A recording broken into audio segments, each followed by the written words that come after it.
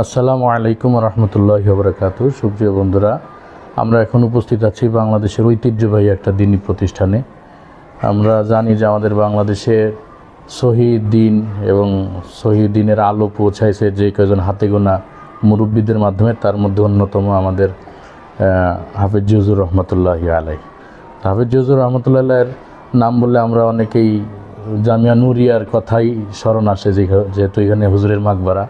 কিন্তু আমরা হুজুরের জন্মস্থান যে নোয়াখালীর লক্ষ্মীপুর জেলায়, সেখানকার বিষয়ে হয়তো অনেকেই জানি না, ওলামায়ে কেরাম জানেন, কিন্তু সাধারণ মানুষ যারা আছেন আমার পেজে এবং আমার ইউটিউবে অধিকাংশ তো জেনারেল শিক্ষিত এবং অনেক স্কুল কলেজের ভাইরা আছেন, তারা হয়তো বা জানেন না হাফেজ হুজুর রহমতুল্লাহর জন্মস্থান যেখানে, ওনার বাড়িতে একটা অনেক বড় প্রতিষ্ঠান আছে। আমরা এখন সেই প্রতিষ্ঠানে বসে আছি।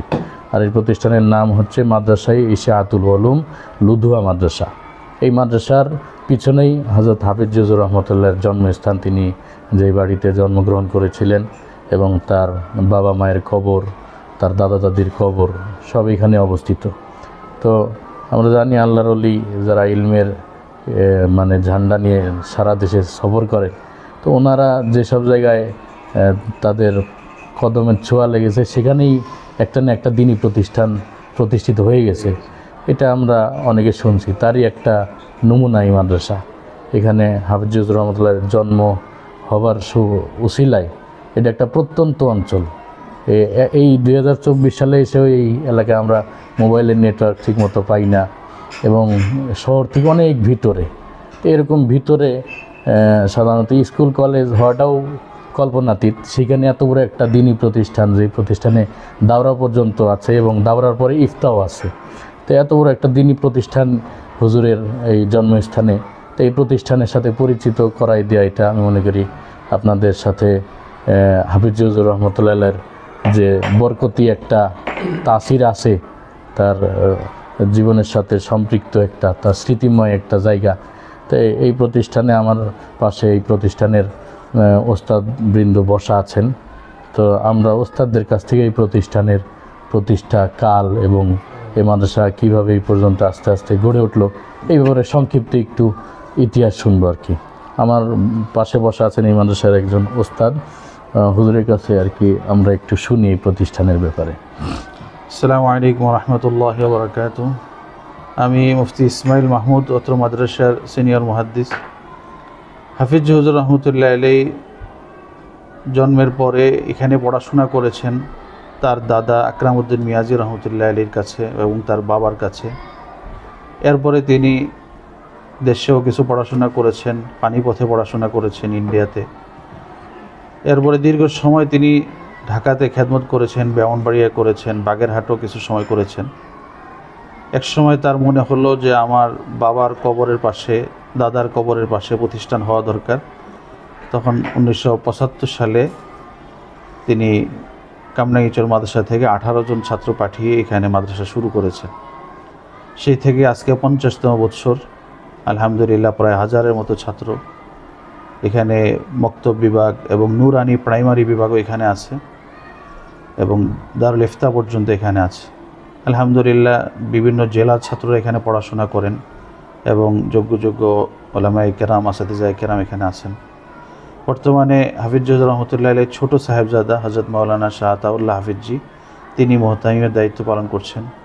হযরত মাওলানা হাবিবুল্লাহ মিয়াজি সাহেব তিনি নায়েবে মুহতামিম হিসেবে আছেন এবং অত্র মাদ্রাসার নাজেমে তালিমাত হযরত মাওলানা আবু নাসির আবদুল্লাহ সাহেব তিনি মঈনে মুহতামিম হিসেবে আছেন। এছাড়াও আমাদের সাথে এখন উপস্থিত আছেন অত্র মাদ্রাসার সিনিয়র মুহাদ্দিস হযরত মাওলানা হারুনুর রশিদ সাহেব।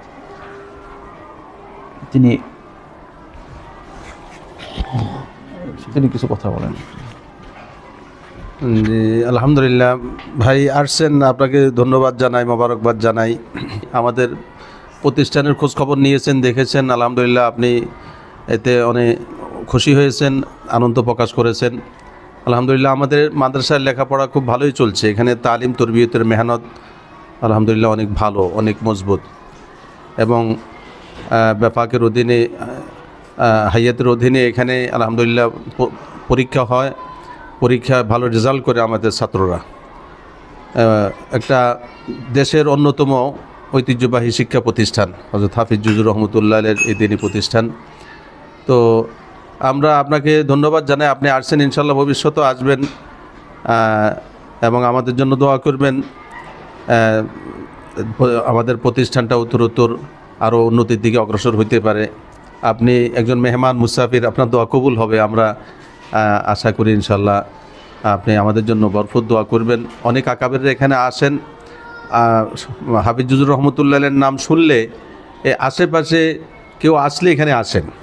লক্ষ্মীপুর জেলাতে কেউ আসলে অথবা মোটামুটি রায়পুর, রামগঞ্জ, আমাদের এরকম আশেপাশে কোনো মেহমান আসলে ওনারা এই জায়গাতে একটু কদম রাখেন, একটু আসেন বরকত নেওয়ার জন্য, যে হযরত হাফিজজির প্রতিষ্ঠান এখানে, হুজুরের জন্মস্থান এখানে। তো আলহামদুলিল্লাহ আপনিও আসছেন। তো আমাদের আলহামদুলিল্লাহ আসাতিজা কেরাম সবাই আন্তরিক মেহনতে এবং প্রতিষ্ঠানের সাথে সংশ্লিষ্ট দায়িত্বশীল। আমাদের হাফিজ জুজুর রহমতুল্লাহের সাহেবজাদা, যিনি বর্তমান মোহতামিম সাহেব, উনি এবং আমাদের অন্যান্য সব আসাতিজা কেরাম মুরব্বীরা যথেষ্ট আন্তরিকতার সাথে মেহনত করতেছেন, দায়িত্ব পালন করতেছেন। মাদ্রাসার সব দিক থেকেই আলহামদুলিল্লাহ মাদ্রাসা উন্নতির দিকে আছে। জি আলহামদুলিল্লাহ, আপনারা শুনে খুশি হবেন, আমাদের মাদ্রাসার ছাত্ররা হায়াতুল আউলিয়াতেও খুব ভালো ফলাফল করেছে এবং বেফাকুল মাদারিসেও খুব ভালো ফলাফল করেছে। এবং আমাদের আঞ্চলিক একটা বোর্ড আছে নোয়াখালী এবং লক্ষ্মীপুর জেলা ভিত্তিক, সেখানেও জমিয়ত সেখান থেকেও আলহামদুলিল্লাহ ছাত্ররা ভালো পুরস্কৃত হয়েছেন। গতকালকে ওনাদের বোর্ড থেকে সেই বোর্ড থেকে আমাদের ছাত্রদের পুরস্কার পাঠিয়েছে যারা মেধা তালিকায় শীর্ষস্থান অধিকার করেছে। এর পূর্বে বেফাক থেকেও যারা সিরিয়ালে ছিল তাদের পুরস্কার দেওয়া হয়েছে। এবং আমাদের লক্ষ্মীপুর জেলা আলোর দিশারি ফাউন্ডেশন, তারাও আমাদের ছাত্রদের মধ্যে যারা বোর্ডে, বেফাকে, হায়াতুল আউলিয়ায় এবং জমিয়তে ভালো নাম্বার করেছে তাদেরকে পুরস্কৃত করেছে। তো আমরা আল্লাহ তাআলার কাছে এই প্রার্থনা করি, আপনাদের কাছে